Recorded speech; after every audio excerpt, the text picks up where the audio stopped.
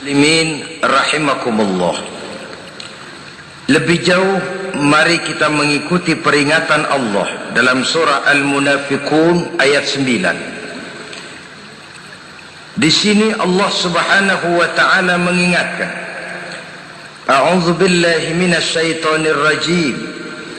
Ya ayyuhalladzina amanu la tulhikum amwalukum ولا أولادكم عن ذكر الله ومن يفعل ذلك فأولئك هم الخاسرون.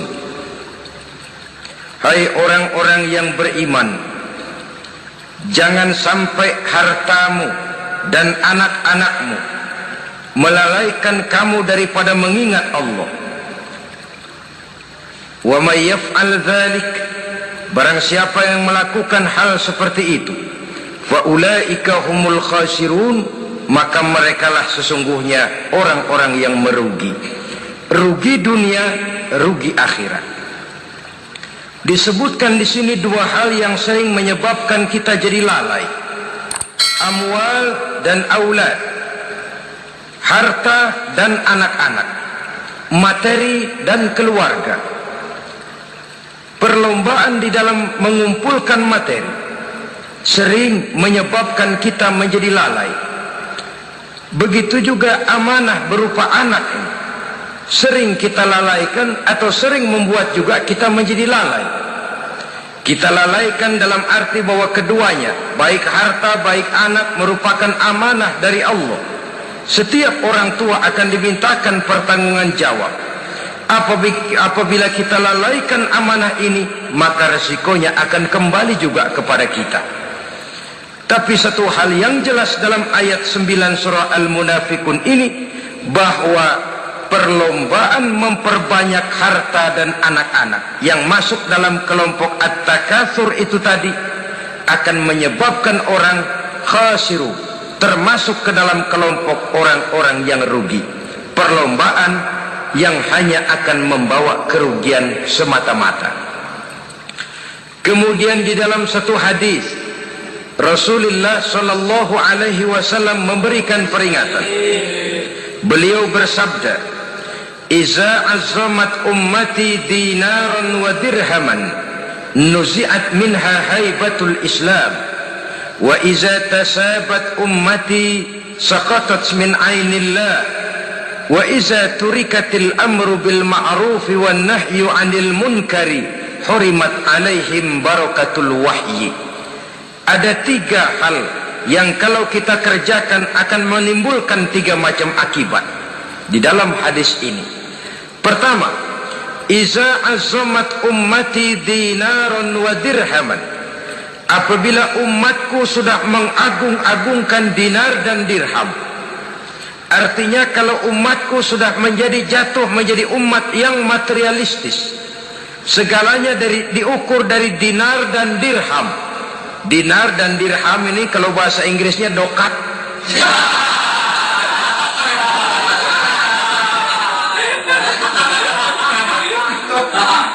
Segalanya diukur dari segi dinar dan dirham saja. Nuzi'at minha haibatul Islam, akan dicabutlah kehebatan Islam dari mereka. Memang ada kalanya kita berkata bahwa tanpa uang kita tidak bisa berbuat apa-apa.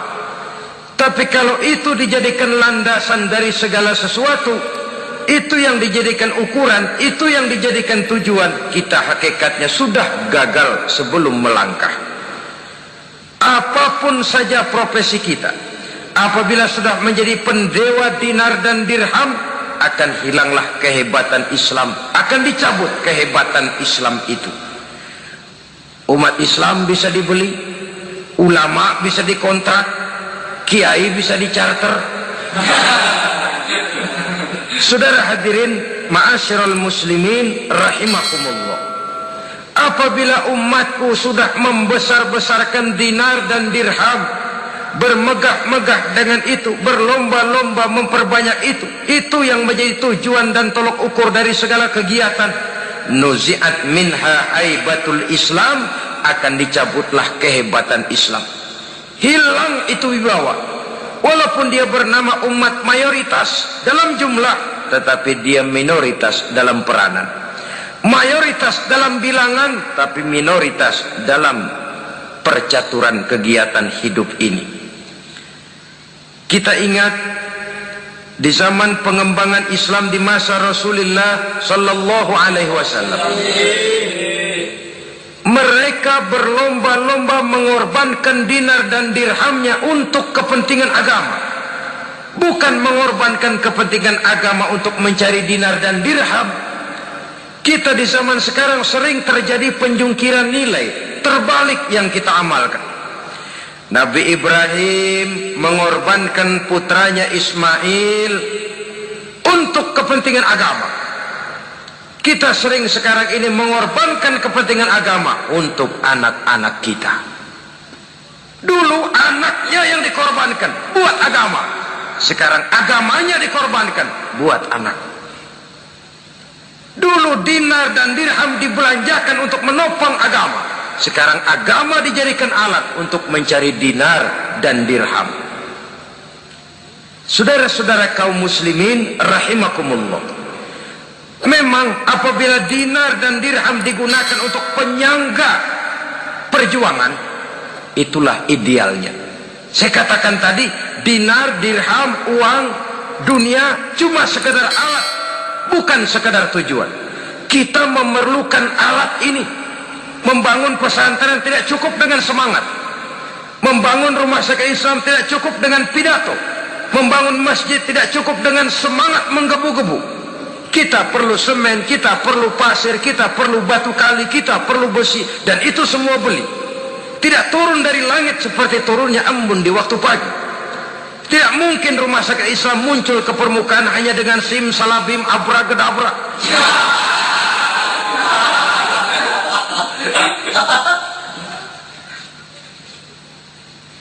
Oleh sebab itu, saya bersyukur kecenderungan belakangan ini pengajian-pengajian akbar di berbagai tempat tidak hanya sebagai ajang untuk menanamkan akidah, membina ukhuwah, tapi juga menjadi sarana di mana kita mengumpulkan dana, menghimpun potensi umat, menginventarisir potensi untuk kepentingan pengembangan daripada agama. Meskipun ada satu dua orang yang salah paham tentang ini, sampai kemudian saya mendapat satu merek yang cukup tidak enak untuk didengar, mengkomersilkan pengajian katanya, karena memang ada pengajian yang menggunakan sistem karcis, sebenarnya juga tidak etis. Undangan berikut infak yang seluruh hasilnya digunakan buat kepentingan agama. Apakah itu rumah sakit, apakah itu madrasah, apakah itu masjid, dan satu sen pun saya tidak menuntut bagian dari itu. Saya malah berprinsip sepanjang saya masih laku untuk dijual dan itu memang buat kepentingan agama, persilahkan jual saja. Asal buat masjid, pesantren, madrasah, rumah sakit Islam, kegiatan syiar dan dakwah, silakan. Tapi kalau sudah dijual buat kepentingan pribadi, memperkaya diri sendiri, tentunya dunia akhirat sulit untuk ridho kepada tingkah laku yang semacam itu. Kita memerlukan dana. Umat di daerah membangun memerlukan dana. Dan dana itu tidak hanya datang begitu saja. Kita bersyukur bahwa untuk menghadiri pengajian sekarang ini orang mau mengeluarkan uang, mau memberikan infak dengan ikhlas, tidak dengan keterpaksaan. Kenapa tidak? Sehingga ini lalu diinventarisir untuk kepentingan pembangunan agama. Ratusan juta rupiah terkumpul dari pengajian-pengajian rutin ini, pengajian-pengajian akbar ini. Puluhan masjid terbantu, rumah sakit Islam terbantu, musola selesai. Ya walaupun tidak lalu semuanya beres, tapi gemaknya itu sudah cukup menyentuh untuk menyadarkan orang bahwa harta baru kekal kalau dia sudah dibelanjakan di jalan Allah. Nah, yang celaka kalau dinar dan dirham itu yang dijadikan tujuan. Mengadakan pengajian semata-mata untuk cari uang, uangnya buat kantongnya dewe. Itu yang membuat dicabutnya kehebatan Islam itu. Segalanya diukur dari sudut itu. Sehingga ketika seseorang datang bertanya tentang hal-hal yang berkaitan dengan ini, maka hal semacam ini sesungguhnya satu nikmat yang perlu kita syukuri sepanjang menginventarisir potensi umat benar-benar digunakan buat kepentingan daripada agama kita. Jadi peringatan tegas dari Nabi ini, iza azamat ummati dinarun wa dirhaman nuzi'at minha haibatul Islam. Apabila umatku sudah mengagung-agungkan dinar dan dirham, maka akan dicabutlah kehebatan Islam dari tengah-tengah mereka. Remeh saja orang memandang kita, enteng saja orang memandang kita. Satu. Yang kedua, peringatan Nabi, wa iza tasabat ummati saqatat min ainillah. Apabila umatku sudah saling mencaci maki, apabila umatku sudah saling berbantah-bantahan, saqatat min ainillah, jatuhlah mereka dalam pandangan Allah. Kalau sesama umat ini sudah saling menjelekkan, apakah yang menjelekkan itu lebih bagus dari yang dijelekkan di hadapan Allah? Dua-duanya sama rendahnya. Pribadi saya mungkin puas kalau saya bisa menghantam saudara di depan umum, menjelek-jelekkan nama saudara. Tapi lebih baikkah saya dalam pandangan Allah? Sama rendahnya dengan orang yang saya jelekkan. Itu pun kalau yang dijelekkan benar-benar jelek. Kalau cuma sekedar fitnah, wah, lebih celaka lagi nasib si orang itu tadi. Ini artinya menyadarkan kita bahwa umat ini sudah diikat dengan akidah.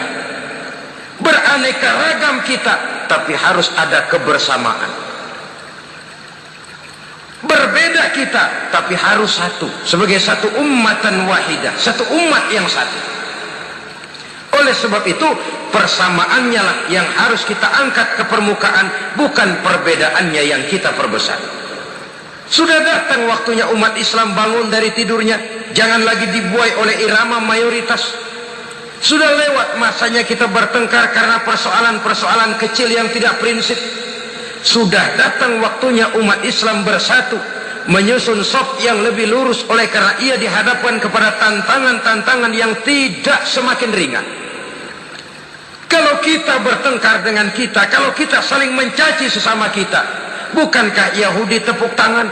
Bukankah Nasrani menari-nari? Bukankah pihak ketiga akan menangguk di air keruh? Dan kerugian akan terpulang kepada kita semua. Tapi inilah realita, bahwa yang kita hadapi ini sesungguhnya musuh kita di luar kita, bukan di dalam kita. Apakah itu kemiskinan, kebodohan, maksiat, munkarat, ketidakadilan, kezaliman, kesewenang-wenangan, dan lain sebagainya. Yang musuh jadikan musuh, yang teman mari kita rangkul. Jangan terbalik, teman dimusuhi, musuh malah dirangkul. Maka berpesta poralah musuh-musuh Islam ini. Saudara-saudara kaum muslimin rahimakumullah, Nabi memperingatkan dengan tegas, wa iza tasabat ummati saqatat min ainillah. Jikalau umatku sudah saling mencaci maki, sudah saling berbantah-bantahan, jatuhlah mereka dalam pandangan Allah. Satu ayat menjelaskan, jangan sebagian kamu meremehkan, yaskhar, mengecilkan, menganggap enteng orang lain. Boleh jadi yang dihina, diremehkan, dianggap enteng itu nilainya lebih bagus daripada yang menganggap enteng. Dalam hakikat segala sesuatu itu cuma kembali kepada Allah. Di sanalah penilaian finalnya. Manusia hanya melihat yang zahir. Makin banyak harapan hidup ini kita gantungkan kepada manusia, makin banyak kita harus bersiap untuk kecewa. Saudara-saudara kaum muslimin rahimakumullah. Kemudian yang ketiga peringatan dari baginda Nabi, wa iza turikatil amru bil ma'rufi wan nahyu 'anil munkari hurimat 'alaihim barakatul wahyi. Apabila amar ma'ruf dan nahi munkar telah ditinggalkan, maka akan hilanglah keberkahan wahyu, akan hilanglah keberkahan Quran, akan sirnalah keberkahan agama. Amar ma'ruf dan nahi munkar ditinggalkan, artinya di tengah masyarakat sudah tidak ada lagi yang menyerukan ini baik, ini tidak baik, ini halal, itu haram. mari kita sholat, mari makmurkan taklim, santuni yatim piatu, makmurkan masjid. Seruan ke arah itu tidak lagi terdengar. Sementara tinggalkan judi, tinggalkan minuman keras, jauhi zina, seruan semacam itu pun tidak lagi terdengar. Maka hilanglah keberkahan wahyu itu. Karena amar ma'ruf dan nahi munkar merupakan bagian daripada ajaran agama kita. Menjadi sponsor dari segala macam kebajikan dan menjadi penghalang daripada segala macam kemunkaran sesuai dengan batas kemampuan yang kita miliki masing-masing. Nah, saya kembali kepada persoalan pokok di awal pembicaraan tadi. Bagaimana jalan keluarnya? Jalan keluarnya tidak lain adalah upaya. Bagaimana kegiatan yang sifatnya fisik material ini diimbangi dengan kegiatan yang bersifat mental spiritual.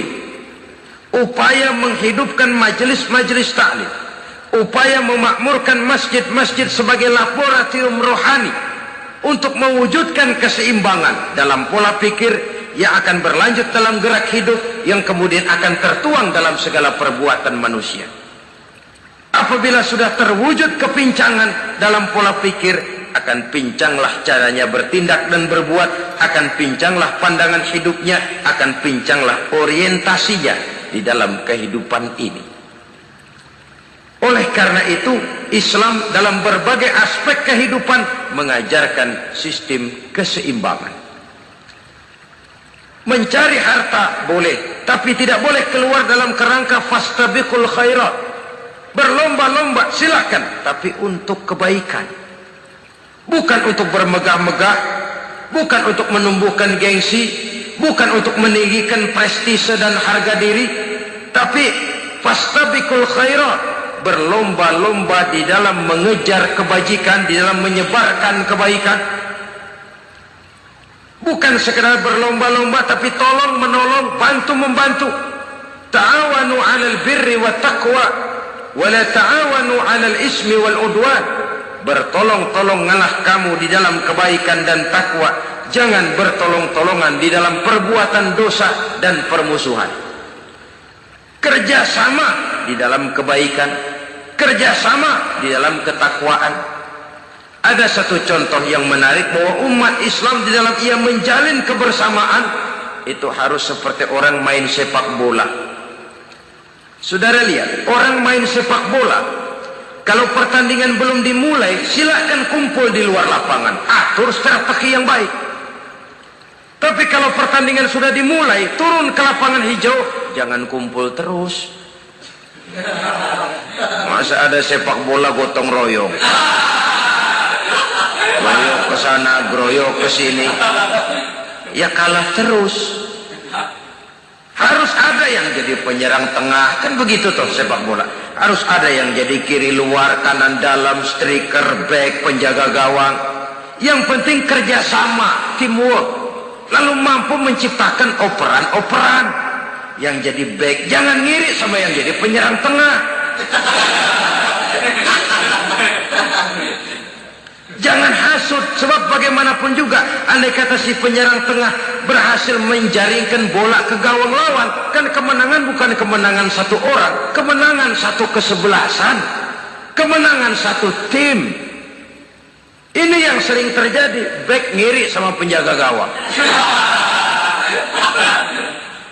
lalu penjaga gawang ngiri sama penyerang tengah, penyerang tengah ngiri sama kiri luar. Ya kapan mau menggolkan ke gawang lawan? Kita ini satu kesebelasan, posisi boleh berbeda. Umat Islam itu harus ada yang jadi camat, lurah, bupati, gubernur, menteri, jadi jenderal, jadi konglomerat, jadi pengusaha, jadi teknokrat. Yang penting kerjasama, teamwork, mampu menciptakan operan-operan yang akurat.